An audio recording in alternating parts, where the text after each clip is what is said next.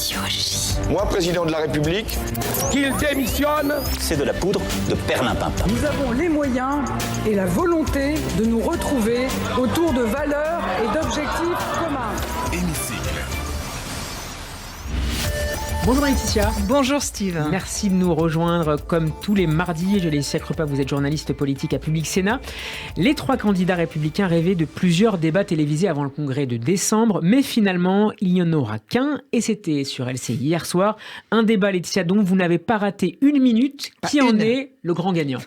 Alors apparemment en coulisses, on insiste sur le fait que ce soit Aurélien Pradier, celui qui est outsider, quasiment inconnu du grand public, qui lui avait insisté pour qu'il y en ait trois pour justement gagner un peu en notoriété.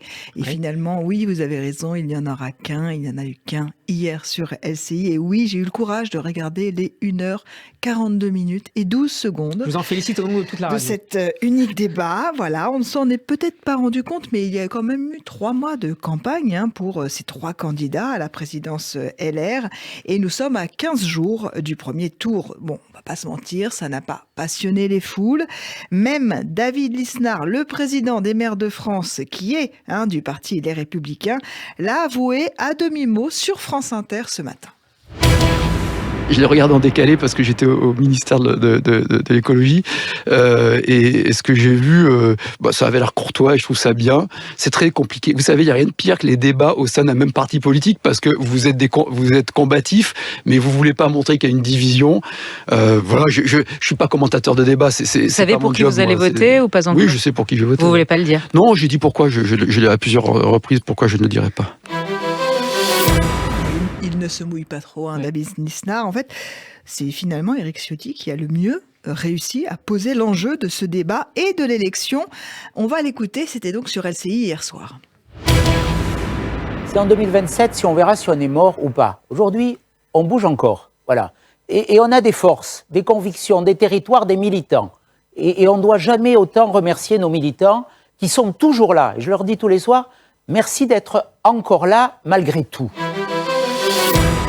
Et oui, malgré tout, parce qu'ils ne sont plus que 85 000 adhérents au parti. Juste pour vous faire une petite idée, à la création du parti en 2015, LR comptait 210 000 adhérents et l'UMP de Nicolas Sarkozy en dénombrait 370 000. Mais quand même, il faut reconnaître un certain appel d'air provoqué par l'élection du chef du parti, puisque plus de 35 000 adhérents ont repris leur carte justement pour l'élire. Et donc, les élections ont lieu les 2 premiers week-ends de décembre. Est-ce qu'un des trois candidats, Laetitia, s'est distingué hier soir? Pas franchement. Le débat a été policé, bon enfant, et puis en dégradé de bleu. Ils étaient tous veste bleue, cravate bleue. C'est un détail pour vous, Steve? Eh ben non, ça peut en dire beaucoup, exactement. Le grand favori reste de toute façon Éric Ciotti, qui s'était fait déjà remarquer il y a 1 an pendant le congrès LR pour la présidentielle, en se positionnant très à droite sur les sujets régaliens, la sécurité et l'immigration. Hier soir, c'était lui aussi qui semblait avoir le plus d'assurance sur la ligne à mener. Mais la grande question du débat était l'avenir de LR. Est-ce qu'un nouveau chef et un nouveau nom, Laetitia, pourront transformer le parti? C'est finalement tout l'enjeu de cette élection parce que la stratégie du futur chef va peser sur le quinquennat d'Emmanuel Macron. Alors Bruno Retailleau dit qu'il faut changer la marque. Aurélien Pradier dit qu'il faut passer à autre chose. Eh bien non, ce n'est pas en changeant l'emballage et la mascotte que vous changez un parti. Les Républicains finalement restent finalement les héritiers du RPR, de l'UMP. Le marketing politique classique a fait long feu, les militants ne sont pas dupes et c'est en grande partie finalement les ex-présidents qui sont responsables de ce délitement du parti. Je parle de Jacques Chirac et de Nicolas Sarkozy. Aucun des deux n'a appliqué le programme sur lequel ils avaient été élus. Jacques Chirac, la fracture sociale et la promesse de la souveraineté, et Nicolas Sarkozy, l'identité nationale et un changement de rapport à l'Europe. D'ailleurs, ce n'est pas étonnant si les candidats à la présidence, les trois là, cette fois-ci, du parti ne se revendiquent ni de l'un ni de l'autre. La droite a perdu ce qui faisait sa colonne vertébrale, le culte et le respect du chef. Donc, que ce soit Retailleau ou Ciotti qui soit élu, il faudra sauver le bateau LR qui navigue en eau trouble entre le centrisme d'Emmanuel Macron et l'extrémiste de Le Pen. L'avenir du parti est d'ailleurs quasiment tracé. Je vous rappelle quand même les 2 défaites cuisantes. Alain Juppé, carrément. Il s'est carrément fait éliminer à la primaire. Et puis Valérie Pécresse, avec son score ridicule à la dernière présidentielle, les Républicains sont obligés de reconnaître qu'ils deviennent un tout petit groupe qui doit choisir de s'allier à plus grand que lui. C'est-à-dire, Laetitia, que comme en Italie ou comme en Suède, on peut imaginer à l'avenir que LR fera partie d'une coalition, peut-être même la coalition qui gouvernera après Emmanuel Macron ? C'est effectivement la principale question pour 2027. Si Ciotti est élu à la tête des Républicains, il a déjà annoncé hier soir que Laurent Wauquiez sera son candidat à la présidentielle sans passer par la case primaire, qui à chaque fois était un échec de toute façon pour cette formation politique. Laurent Wauquiez, qui est quand même pour l'instant complètement hors circuit et qui est décrédibilisé par de multiples polémiques.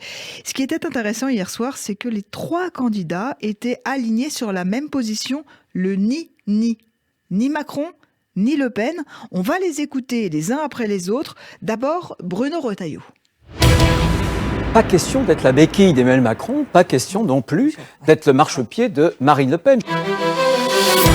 Même son de cloche, exactement, même son de cloche chez Éric Ciotti.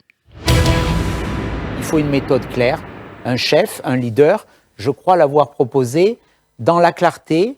Il faut que notre famille soit indépendante de tous côtés. Voilà, on n'a pas à se référer ni à M. Macron ni à Mme Le Pen. Nous sommes les héritiers du général de Gaulle. C'est largement suffisant pour tracer une route et un destin pour redresser une France qui sombre. Et enfin, idem pour Aurélien Pradier. Quant à mes adversaires, ils sont autant du côté d'Emmanuel Macron que de Marine Le Pen. Je ne fais aucune distinction.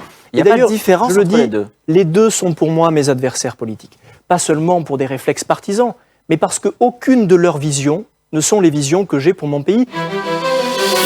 Je ne sais pas ce que vous en pensez, vous, Steve, mais pour moi, il est inquiétant ce ni. Il montre que le plafond de verre avec le RN n'existe plus. Pradier met carrément Macron et Le Pen sur le même plan. On peut dès à présent ouvrir les paris. On ne va pas parler de foot, mais de politique cette fois-ci.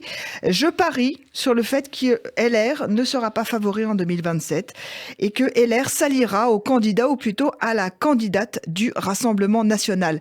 L'union des droites rêvée par Marion Maréchal Le Pen, ex-Le Pen, et Éric Zemmour est l'hypothèse qui tient la corde aujourd'hui, mais sans eux, non. Avec une Marine Le Pen dédiabolisée. Il n'y a plus de frontières infranchissables entre LR et RN, et ceux qui le pensent encore, comme par exemple Jean-François Copé, quitteront le parti Les Républicains pour aller vers le successeur du macronisme, certainement Édouard Philippe, qui gouvernera, quoi qu'il en dise aujourd'hui, comme son ex-patron. C'est ça l'avenir des Républicains. Steve, que ce soit avec Bruno Retailleau ou Éric Ciotti, s'allier avec l'extrême droite. Et ça serait une rupture historique. Merci beaucoup Laetitia Crepin. On peut réécouter votre chronique sur notre site radioj.fr. Je rappelle que vous êtes journaliste politique à Public Sénat et c'est David Revaud-Dallon du JDD qui sera avec nous demain. Bon après-midi à vous et à la semaine prochaine. Bon après-midi. Au revoir.